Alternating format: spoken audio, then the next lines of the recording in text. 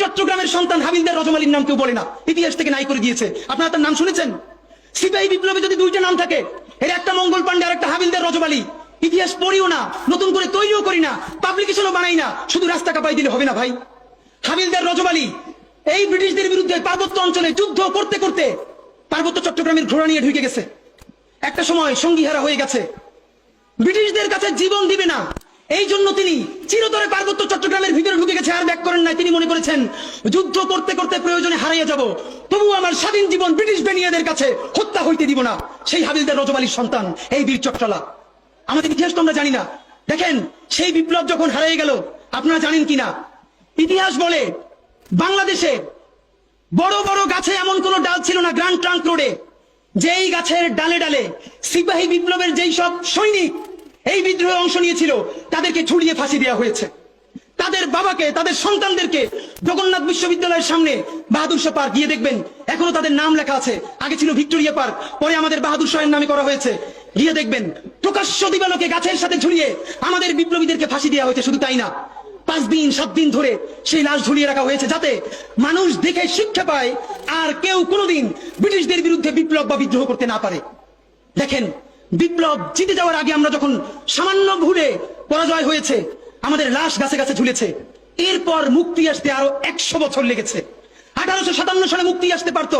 আপনারা নিশ্চয়ই জানেন 1757 সালের পরে 1857 সালে এই 100 বছরেও ব্রিটিশরা আমাদেরকে যেই ক্ষতি করতে পারে নাই, 1857 সালে মহাবিদ্রোহে আমাদের পরাজয়ের পর তার 1000 গুণ ক্ষতি তারপরে তারা করেছে। আমাদের সমস্ত সম্পদ ধ্বংস করে দিয়েছে। যারা জমিদার ছিল সেই মুসলমানরা তাদেরকে কৃষক বানিয়ে দিয়েছে। শুধু কৃষক না, ভূমিহীন কৃষক বানিয়ে দিয়েছে।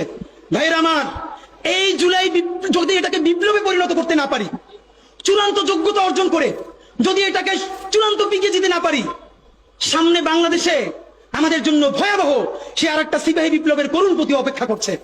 আপনারা অনেকে ভাবতেছেন এইটাও কি সম্ভব? জামাতের ভাইয়েরা অনেকে বুঝে না, বলে কি করে সম্ভব? মনে করাই দেই, শহীদ নিজামী মুজাহিদ সাহেবেরা মন্ত্রী হিসেবে সর্বশেষ যখন সম্ভবত 2006 বা 2007 মন্ত্রী ছিলেন, বলেন তো তার কয় বছর পর তাদেরকে ফাঁসি দেওয়া হইল? 10 বছরও লাগে নাই। রানিং ফুল মন্ত্রী ছিল, লক্ষ লক্ষ মানুষ তাদের সাথে ছিল, তাদের মন্ত্রণালয় একটা পয়সার দুর্নীতি বের করতে পারে নাই। 10 বছরের মধ্যে মন্ত্রিত্বের পর তাদেরকে ফাঁসি দেওয়া শুধু হয় নাই, তাদের সন্তানরা তাদের জানাজাটা পর্যন্ত করতে পারে নাই। সংখ্যা দিয়ে হয় না ভাই, কোটি কোটি মানুষ দিয়ে সবকিছু হয় না। আজকে আপনারা প্রথম আলোর বিরুদ্ধে বলেন, এই যে আসার সময় বলতেছিলাম শায়েক রে, প্রথম আলোর প্যারালাল কাছাকাছি একটা পত্রিকা কি আমরা দাঁড় করাইতে পারছি? অনেকে বলে আমার দেশের কথা, আজকে শুধু বলি, পরশু জানলাম প্রথম আলোর 10 ভাগের 1 ভাগ বিনিয়োগ এবং আর্থিক সংগতি আমার দেশের নাই।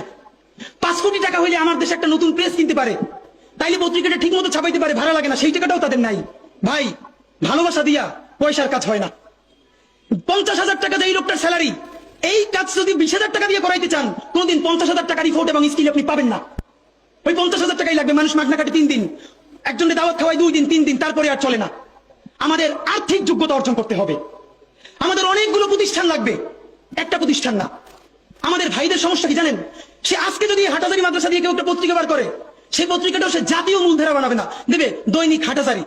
সে বানাবে মানে কোনো না কোনো ঘুরে ফিরা তার চিন্তায়, মননে, মগজে প্রথমে হয়তো হাটাজারি, সর্বোচ্চ বড় হইলে হেফাজত, এরপরে সর্বোচ্চ বড় হইলে বাংলাদেশের শুধু মুসলমান।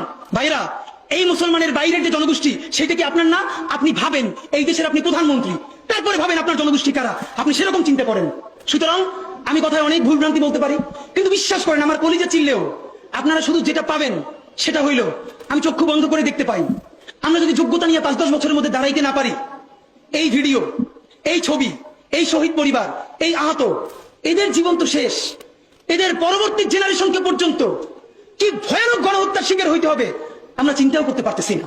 সুতরাং বাংলাদেশের স্বাধীনতা, সার্বভৌমত্ব, বাংলাদেশের ইসলাম এবং মুসলমানকে বাঁচাইতে হইলে আমাদেরকে তুমুল যোগ্যতা অর্জন করতে হবে। এই মাদ্রাসা শিক্ষিত জনগোষ্ঠীর মধ্যে হাজার হাজার ছেলে লাগবে যারা CNN, আল জাজিরায় তুমুল ইংলিশে বলতে পারবে। তাকে যে জঙ্গি বলা হয়, মিথ্যে ট্যাগ দেওয়া হয়, এটাকে ডিবাঙ্ক করতে পারবে সেই ইংলিশে এবং অবাক করার মতো ফ্লুয়েন্ট ইংলিশে। এই যোগ্যতা আমার লাগবে। আমাদের ভাইয়েরা কিতাবি আরবি এবং অন্য আরবি ভিন্ন জিনিস, তাকে দুর্দান্ত আরবি বলতে পারতে হবে। আমাদের প্ল্যাকার্ডে ইংলিশ কই, আমাদের প্ল্যাকার্ডে আরবি কই। ভাই, নিজের কাজ নিজে না করলে অন্য কেউ কইরে দেয় না। প্লিজ আপনারা কয়দিন আমারে, কয়দিন ওরে ভাই মনে করবেন, এরপর তো আমি আপনার বিপক্ষে বলবো, তখন আবার গাই লেবেন, এইটা করেন না। নিজে শক্তিশালী হন, নিজে যোগ্যতা অর্জন করেন। আমার গালি দিয়ে হইলেও, বোকা দিয়ে হইলেও যে এই পুচকি বলা এত ভাব লয়, যা যোগ্যতা অর্জন করে ফেলাই। তবে কি জানেন, মিছিল দিয়া জান দেওয়া এটা একদিনের কাজ, 3 দিন 5 দিন 1 মাসের কাজ। যোগ্যতা তো আর 1 বছরে অর্জন হয় না। এটা বিরাট একটা জিহাদ। আপনারা বলেন না জিহাদ চাই, চলেন জিহাদটাই শুরু করি। সেই জিহাদটা হইল একজনের সব করার দরকার নাই। এই দেশে আমাদের অনেক মাশাআল্লাহ আলেম হইছে, আলেমদের মধ্য থেকে এখন আইটি উদ্যোক্তা লাগবে, বুলধেরান মিডিয়া লাগবে। আমার যে 8,000 এর ছেলেটা এখন পড়ে, চলেন সে আজকে জিহাদ ঘোষণা করি, আগামী 5 বছর পর, আগামী 10 বছর পর আমি এমন প্রতিষ্ঠান গড়ে তুলবো যে এটা শুধুই ইসলাম আর মুসলমানের প্রতিষ্ঠান না, এটা আবহাওয়ার বাংলাদেশের প্রতিষ্ঠান হবে। আর দেখেন, যতবার ইসলাম কায়েমের কথা বলি, তার আগে যদি ইনসাফ কায়েমের কথা বলতাম, আমার হিন্দু অন্য ধর্মের ভাইরাও তো সাথে পাইতাম। কেন? ইনসাফ যদি রাষ্ট্রে কায়েম হয়ে যায়, তাহলে 80% ইসলাম তো এমনিতেই কায়েম হয়ে যায়। তাহলে আগে আসেন ইনসাফের রাষ্ট্র বানাই, যে ইনসাফের রাষ্ট্রে সকল ধর্ম, বর্ণ, নারী, পুরুষ আমাদের অংশীদার হবে ইনশাআল্লাহ।